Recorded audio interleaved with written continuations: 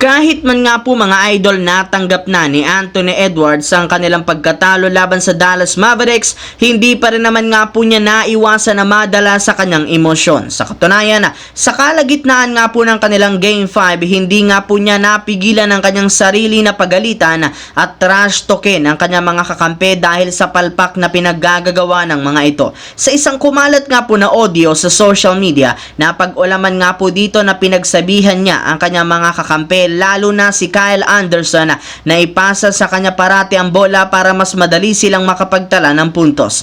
Parati rin naman nga po nilang pinag-uusapan ang pagpasa ng bola, ngunit hindi rin naman nga nila ito ginagawa sa aktual na laro. Yes mga idol, tama nga ang inyong narinig. Sa sobrang pagkainis ni Edwards sa pagkakatambak nila sa Game 5, pinipuwersa na nga po niya ang kanyang mga kakampi na ipasa sa kanya ang bola. Alam rin naman nga po niya na mas magaling siya sa mga malalaro ng Dallas Mavericks at maging sa kanyang mga kakampi. Ngunit sa kasamaang palad, hindi rin naman nga po niya napanindigan ang kanyang mga pinagsasasabi sa laro matapos silang matalo. Samantala, mismong si Charles Barkley na ang nagbabala sa Boston Celtics na kahit man hawak nila ang home court advantage sa Game 1, Game 2, hindi pa rin naman nila dapat i-underestimate ang kanilang kalaban na Dallas Mavericks. Sa katunayan, ang Dallas lang naman ang kauna-unahang team sunod sa 2010 Los Angeles Lakers na nagpabagsak ng 3 kupunan na merong record na 50 plus wins sa regular season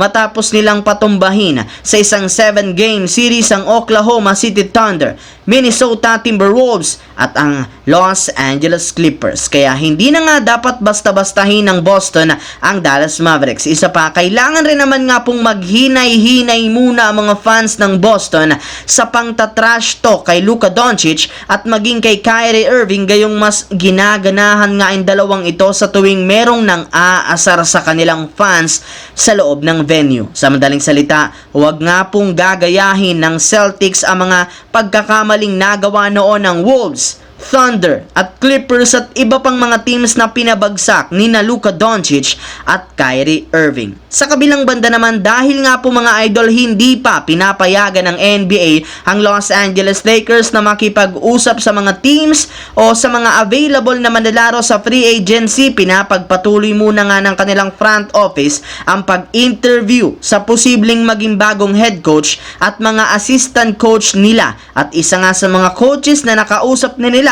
ay walang iba kundi ang kanilang dating NBA player na si JJ Redick, na gusto rin naman talagang maging bagong head coach ng Lakers. Sa katunayan, kung sakali man nga pong magkatotoo ang kanyang pangarap na makuha ng Lakers, plano nga po niya agad kunin sina Sam Cassell, James Borrego at Jared Dudley bilang kanilang mga assistant coach. Bukod nga po sa kanila, plano rin naman ng Los Angeles Lakers na kunin si Rajon Rondo bilang kanilang bagong assistant coach na matagal na rin namang hinihintay ng kanilang superstar na sina LeBron James at Anthony Davis. Last year pa nga mga idol, tinutulungan na ni Rondo ang Lakers at ang mga players nito, kaya hindi nga nakapagtataka kung makakasama siya sa kanilang bubuhing bagong coaching staff.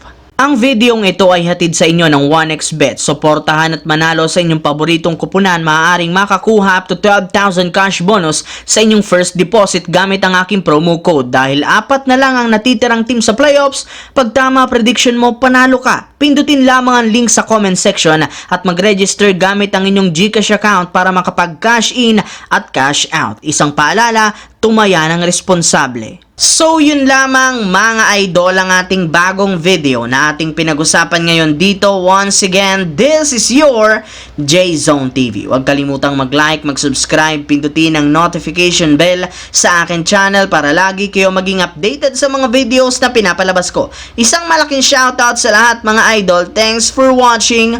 Hopefully nag-enjoy kayo ngayon.